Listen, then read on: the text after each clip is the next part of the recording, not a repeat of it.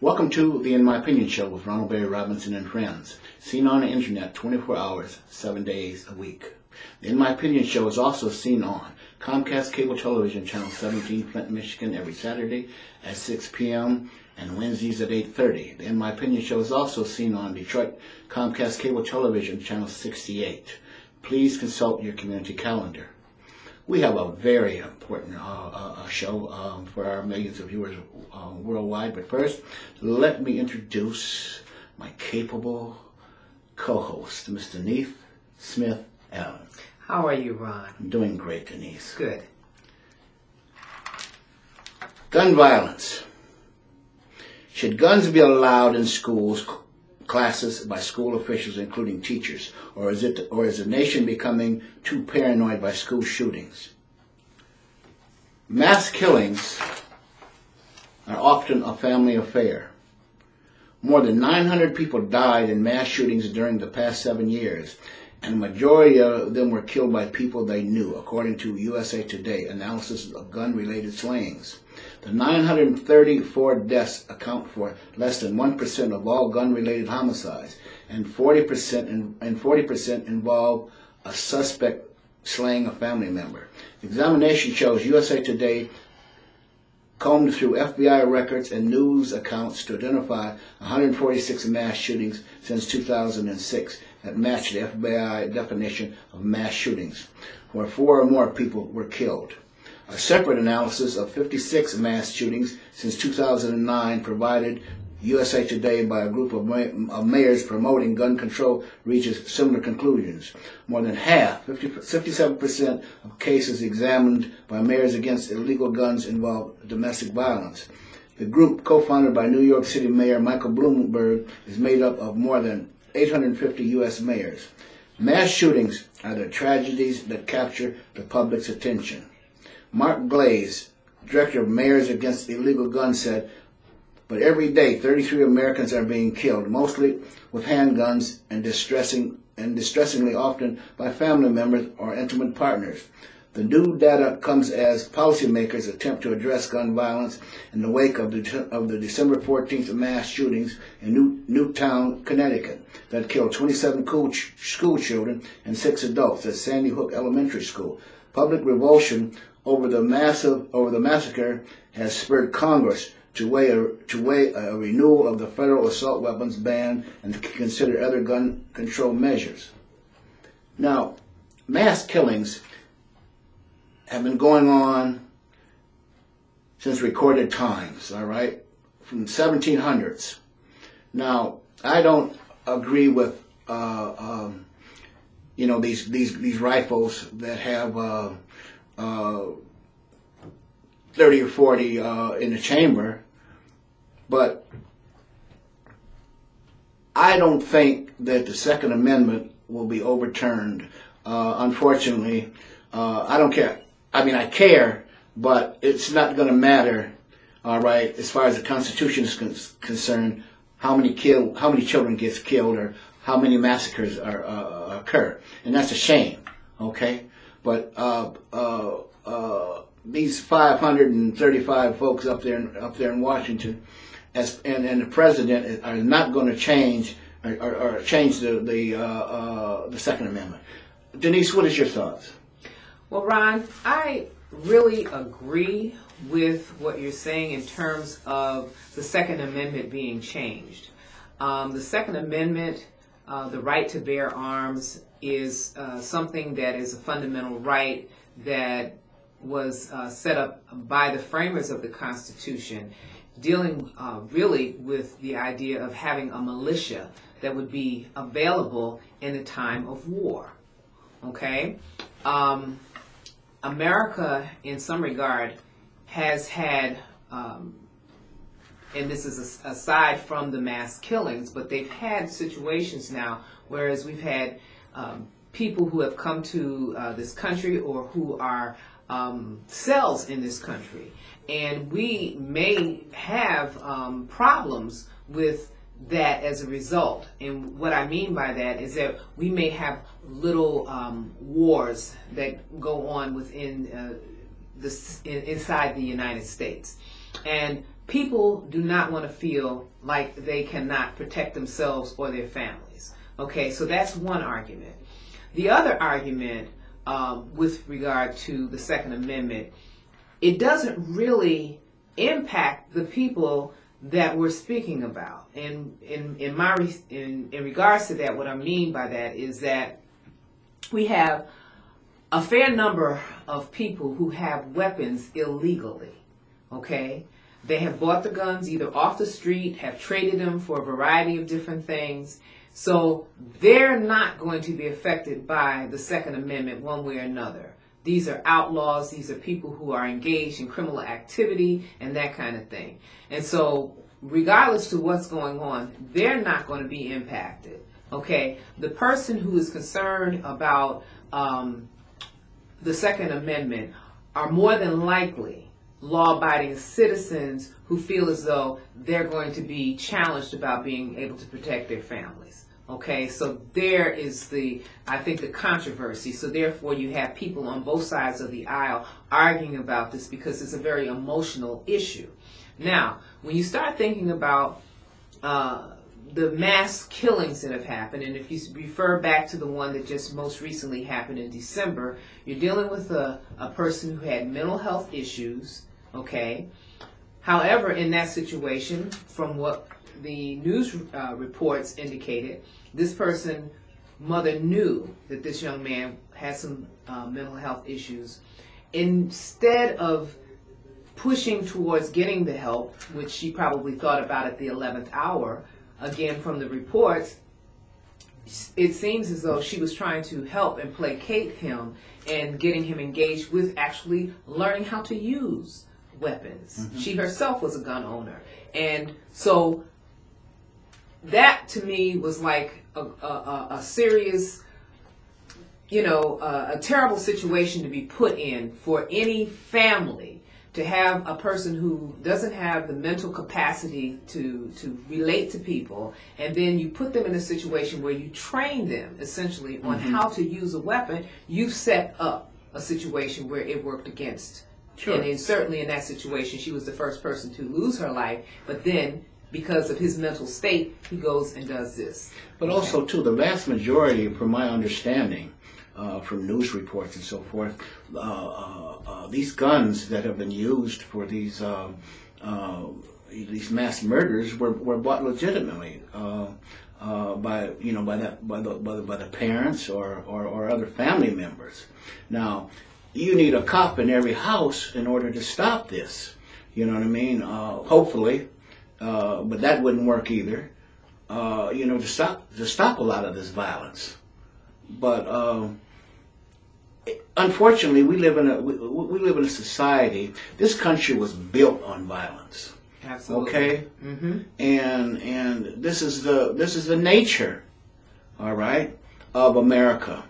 America is one of the largest gun producers in the world. Mm-hmm. Okay. Mm-hmm. Like millions of guns are manufactured. Here in the United States. Okay. So,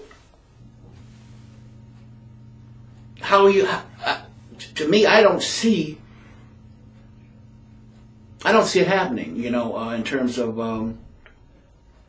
because the NRA is not going to stand for anybody messing with the Second Amendment. Well, again, like I said, if people understood why the Second Amendment was created, mm-hmm. Most would not want it to be touched. Again, this is a very emotional issue. Okay, I think we have to separate the fact that, people bearing arms is one thing, mm-hmm. but the other idea of people having assault weapons when we don't have a war going on here. I mean, people don't need to have assault weapons. Period. Well, What's the point? What's the point of them having them? Let's take this another step further. All right, with the climate in this country and around the world. All right. Now I've said this before, and I'll say it again. I'll probably get some hate emails, but so be it. Wouldn't be the first. Probably won't be the last. But if you got guns, keep them. If you can buy more, buy them. All right. I don't agree so much with Vice President Biden talking about getting a shotgun. I mean, that'll still kill you. Okay. But we've got to protect ourselves. All right. The cops aren't protecting us. The government is not protecting us. Okay. And the minute that the government takes control, all right, of collecting guns, then we are at the mercy of the government. All right. That's understood. And I certainly don't want to see that happen, because you have some rogue people, in high offices, all right, that just soon put us in concentration camps. You know what I mean? As look at us. Well, that's true, Ron. But that's, like I said, we have two sides, or at least I have two sides of looking at this issue. And again, I say that most people who are in favor of the Second Amendment, leaving it alone, are more than likely the law-abiding citizens who are the ones who go hunting and, have a lot of, they're collectors of guns and that kind of thing. I don't have a problem with them. I really don't. Okay. But my concern is the assault weapons. And if assault weapons, the access to assault weapons, when you think about a lot of gang activity, you think about a lot of these just young people on the streets, they get into a situation where they get an argument or whatever, they're pulling out AK-47s. Where would they get those kind of guns? Okay, they're accessible. Okay, arms are on the streets. Arms are being passed around pretty much willy-nilly. And so my concern is for those kinds of weapons in the wrong hands. But we're talking again about people who are 99.9% criminal element, okay? And you're not impacting them with laws, let alone, anything else. So they're not going to be impacted by this. Not at all. Not at all. So for those persons, NRA or anybody else, who are legitimate gun owners, and they may be collectors of guns, I have no problem with that. But you have to know who's in your house, who your family members are, and making sure that if you've got people who have mental health challenges, or you yourself becomes incapacitated, somebody has to have a plan for how to deal with those weapons in the home. Okay? But this is a very emotionally charged issue. Oh, sure it is. Very emotionally charged issue. And I feel terribly. I feel terrible about about the havoc and the misery that that it's caused. Not only with these 20 children, but anybody that gets killed through violence. But this might sound like a conspiracy theory. All right, what I'm about to say is, could there possibly be, the government and colleges and so forth have these think tanks, all right? Now you've got doctors, psychologists, psychiatrists, all right, that can give people certain medications, all right, or program them, okay? Now, could that very well be happening with some of these people? Okay? And then they're hypnotized to the point where they don't remember the suggestive questions or the suggestive demands that were put on them. Okay? Okay. Well, and then you get these mass things just so that you can perhaps maybe change or somehow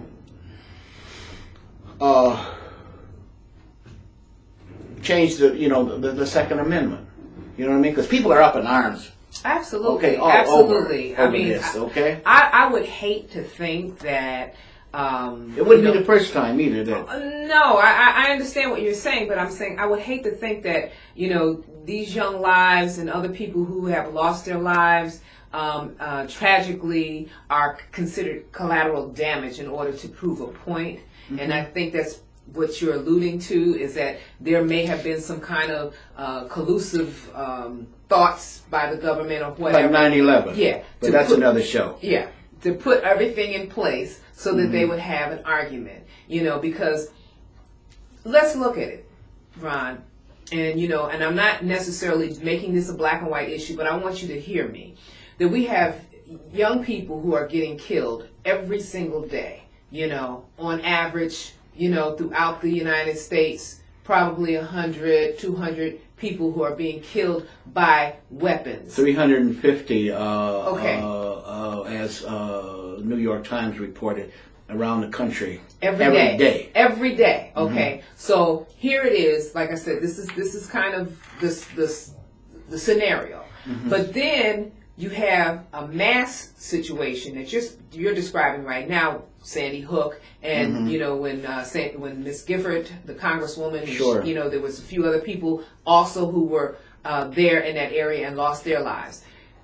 Each one of those individuals, okay, from what we know, from what the media has reported out, these people had mental health issues that were either being addressed, had been addressed, may have been put on some type of medication, and that kind of thing. Now, what you're saying is, could the doctors have suggested that they go out and do this? Maybe not their particular doctors, but somebody maybe, else. Yeah, or perhaps government intervention along with this to be, it's pretty diabolical.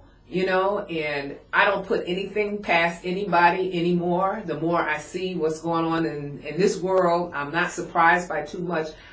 I don't know, Well, the Tuskegee experiment was horrible too, but it happened. Government sponsorship. Absolutely. Also, too, the Brady Act. Okay, why wasn't it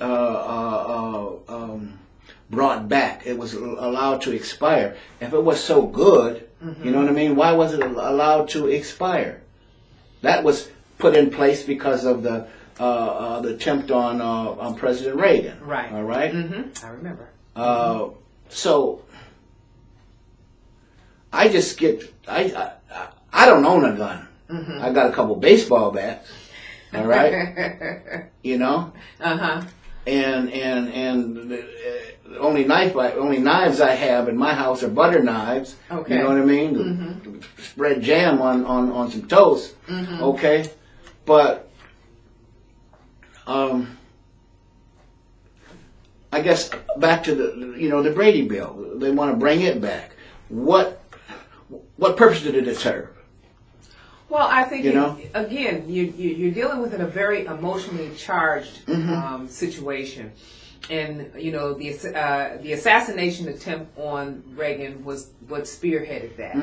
Okay, so you have a whole different Congress now. You have a whole different mindset of the people in terms of what they feel about their weapons. Okay, so again, you don't have the people in office right now who are pushing, quote unquote, a liberal agenda, if you will. Okay, they're not pushing that. So therefore, it expired. They didn't have the support to even bring it up. And they're saying they don't have the whispers are that they don't have support to bring it up again for it to pass in the Senate. But it's not. It's not, because most of the people, the pendulum has swung another way, and we have a Republican pretty much in the houses in the Congress, so they're in the majority, and at this point they're dealing with their constituents. And their constituents are, for the most part, people who are interested in maintaining the sanctity of their home.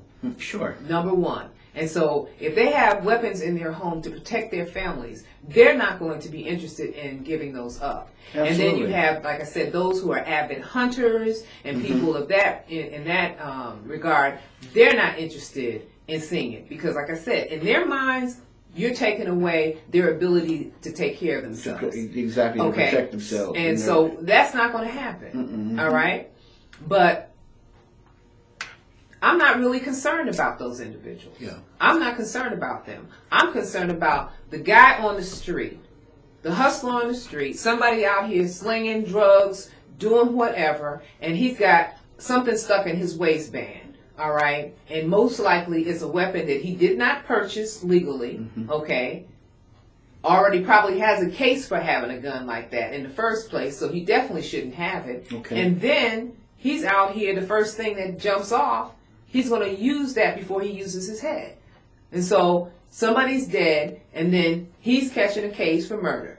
You see what I'm saying? So it goes on. And I don't know if I have an answer for you, but I just know that the argument that we have about the Second Amendment and the rights, I don't think there is an argument. Because the way the framers of the United States put that out there, they put it out there for one main reason, or I would even go as far as to say there might have been a second reason.